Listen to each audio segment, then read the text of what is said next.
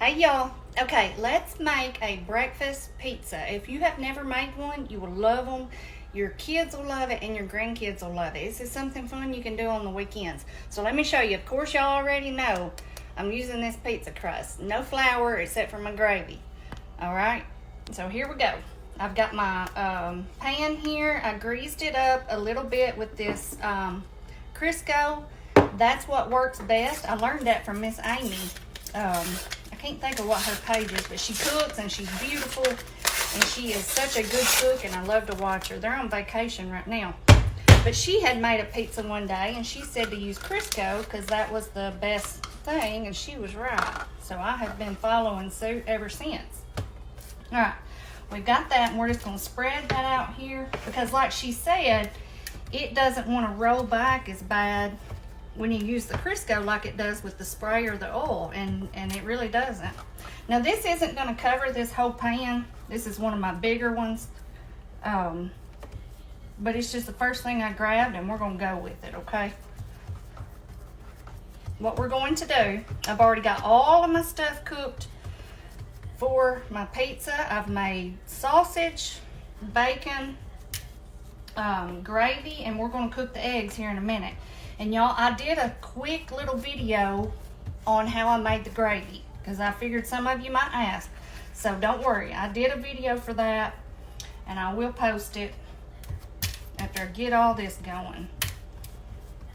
Okay, I think that's about right. I think if we push it, well, we might could push it a little further. Let's see, I like thin crust anyway. So let's see what we can get away with here. Now you can do this on your round pizza pan. I love my new little pizza pan I have, but it's already in, your dough is already in a rectangle, so I just find it much easier to do it like this. And also, even if I do use my round pizza pan, I like to cut it in the squares anyway because it's just so much easier than in a slice. You know what I mean? But you can certainly do it however you want. Yeah, this almost fits this whole pan, y'all. I don't know what size this pan is, but it about does it. All right, I'll keep messing with this forever, y'all. I gotta get done with this. I can get a little OCD sometimes. I think that looks perfect. Let me wipe my hands off, y'all.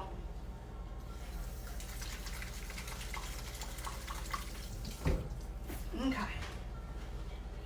Now what we're going to do, we're going to get us a fork and we're going to poke some holes in this, just all over, just like this. And what we're going to do, we're going to pop this in the oven and kind of give it a head start before we build it up.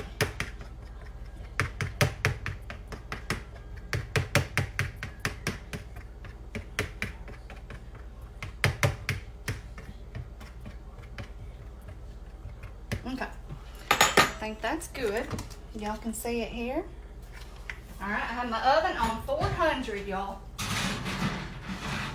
Pop that in there for about 7 minutes. I'm gonna turn my timer on over here. I'm gonna get this cleaned up and then I'll come back and we're gonna cook our eggs. All right, y'all, I have my skillet here. Now, I did cook my bacon and sausage in this skillet, so if you see little pieces of stuff, it's just from where I've already fried that. It'll be just fine. I did drain all the grease out. I just didn't really wash it. And so I have just a little bit of butter in there. And now we're gonna beat up our eggs. Y'all know how to do that. Anyway, I have 9 eggs here.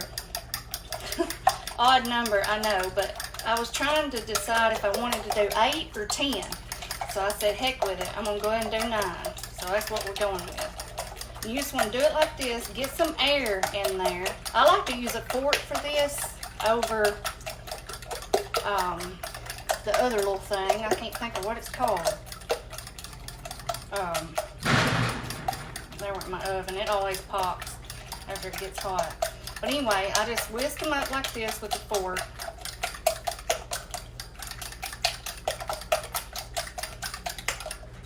And I have a little bit, you know, I have some milk left over here from that I didn't use for my gravy. I'm gonna pour in just a little bit, maybe 1/4 of a cup.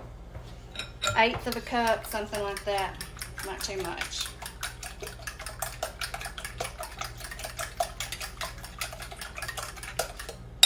Okay, I think that's good. We might need a little bit more something else in this skillet here, y'all. I thought that butter would be plenty. Let me get my spray out. Just to make sure we don't want our eggs sticking. Okay, now we're gonna put them in. And we're just gonna scramble these up. Okay. Of course, we're going to add, y'all see how that color, what that's from is just from the skillet where I've cooked the meat. Nothing wrong with it. I like lots of pepper in my eggs. Add some salt. Okay, we got that. And I'll just put the rest of this back in my jug. It's fine.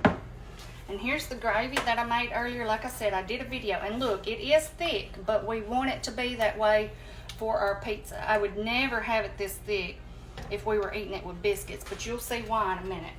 All right, y'all, I'm just gonna let these eggs get to cooking. Our crust is in the oven, and that's all we have left to do before we build up our breakfast pizza. Okay, y'all, here are our scrambled eggs. That was perfect timing. The eggs got done. Here is our pizza crust. I know it don't look any different like it's been cooked, but it has. You can see on the bottom. See how it's already getting a little bit of color on it? Okay, now what we're going to do is load this thing up. Let me see. Lay that over there. What did I do with my spoon? I just grabbed a spoon now. Well, I'll find another one. All right, what we're going to start with is our gravy, and this is why you want it to be thick. See how thick it is? So do it a little bit thinner than what you would if you were just serving this just with gravy and biscuits or whatever. Okay. Let's see where we're at with that much. And then, because you don't want it to be too much or everything's gonna just run off of here. This is one of those foods that's so optional. You can add whatever you want to add to it. Whatever you like. I'm going to do what you call, basically, I guess you call it a meat lovers, since I'm doing sausage and bacon. Of course, you could do ham. You could put vegetables on it if you want to. I think that's about good right there, y'all. Yeah. Okay. Now we're going to do our eggs. We're just going to put those over. And you'll kind of get an idea of how much stuff you need based off what I did. Remember, we did 9 eggs, so I think that'll be about right. Let's see. And we're just going to push those around, kind of push them down in that gravy a little bit. I probably should have chopped them up a little bit more before I put them on here, but that's all right. A good chunky pizza's good sometimes, right? Let's just go ahead and put the rest. I'm trying not to scrape that off. I don't want to get that. This skillet's about wore out, y'all. I've got to get me another one. I don't think about it until I'm using it. Yeah, there we go.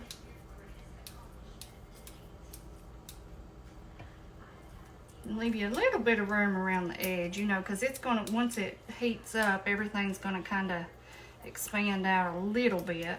So you don't want to get too close. Chop that up a little bit. I think that's pretty good, y'all. Okay. Now we're going to do our cheese. I have some cheddar and mozzarella here. Oh yeah, and this little thing, I couldn't think of the name of it earlier. It's a whisk, which I know y'all already know that, but does your mind ever just go blank like that?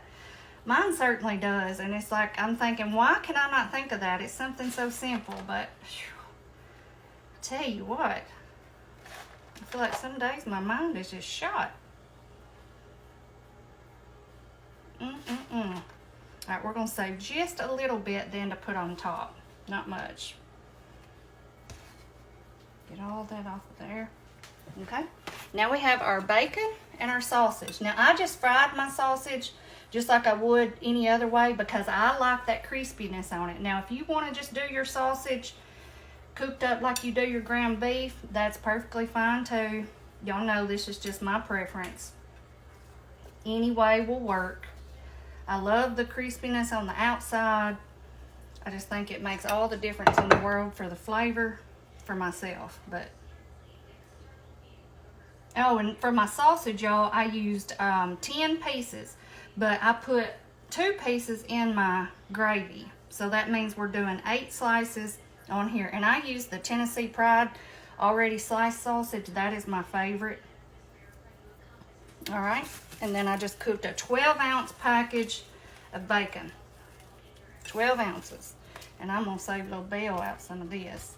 That's why she's in here, because she smells all this good breakfast food. So I'm going to save her a few little pieces. She's been such a good girl. Got her bath and everything. Okay, I'm just going to kind of try to push this down just a little bit. Alright, wipe my hand off. And then I'm going to take the last little bit of this cheese and just sprinkle a little bit over. I like for the meats to shine through on top. Just like that. Okay. And then I have this little chive that I got out earlier, which it's done sit out here so long it's got wilted by now, but we're going to go with it anyway. And I'm just going to put that on top for some good color. You don't have to do this, but I just want to make it look pretty. I bought one of those little packages, you know, that they come in, a little fresh chive. Okay, there's our pizza, y'all. Does that not look good? I'm fixing to pop this back in the oven on 400, and I think I'm going to cook it for about another 7-8 minutes. I'm not sure exactly, but I'll let you know whenever I come back. Okay, y'all, look at our pizza. I've had it sitting out here for a while to cool, because this is definitely something you want to give it a minute, let that gravy and everything sit up. So what I did, y'all, I cooked this. You know, I did 400, 7 minutes, crust only, and then I did 400, another 7 minutes, and then I turned it on broil for just 3-4 minutes just to let that top get good and brown, and that's it. And then I just let it rest, and now we're going to cut it. It's gotta be easy, because we got a lot of good big toppings on here.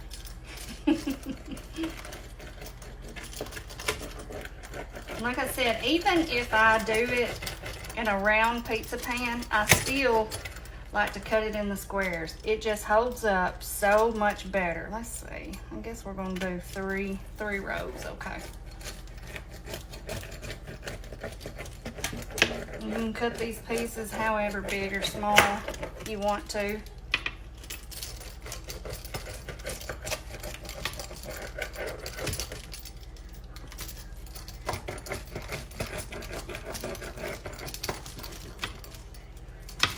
Let's see, the way I'm cutting it is going to be in, let me see, 3, 6, 9, 12 pieces.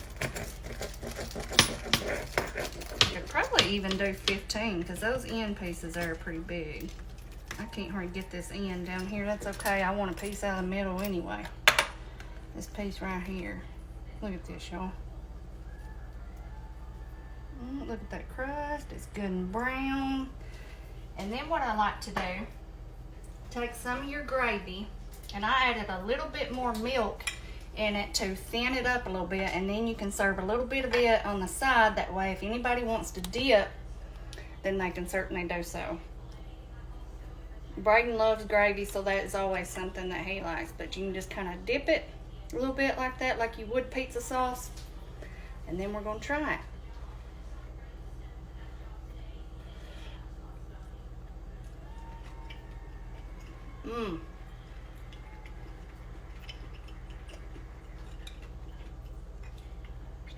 I don't like that hanging off of there. It's just a piece of cheese, but anyway, y'all, these are so good. And I mean, even good for dinner, any time of the day, they are good.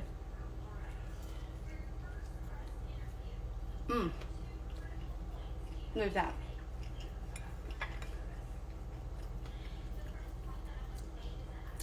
Your kids, grandkids will love this. Let them fix up their own.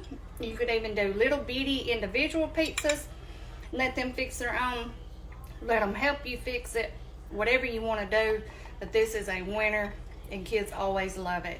Like I said, it's perfect on the weekends, especially if they have friends over, because you can make one big pizza and they're happy.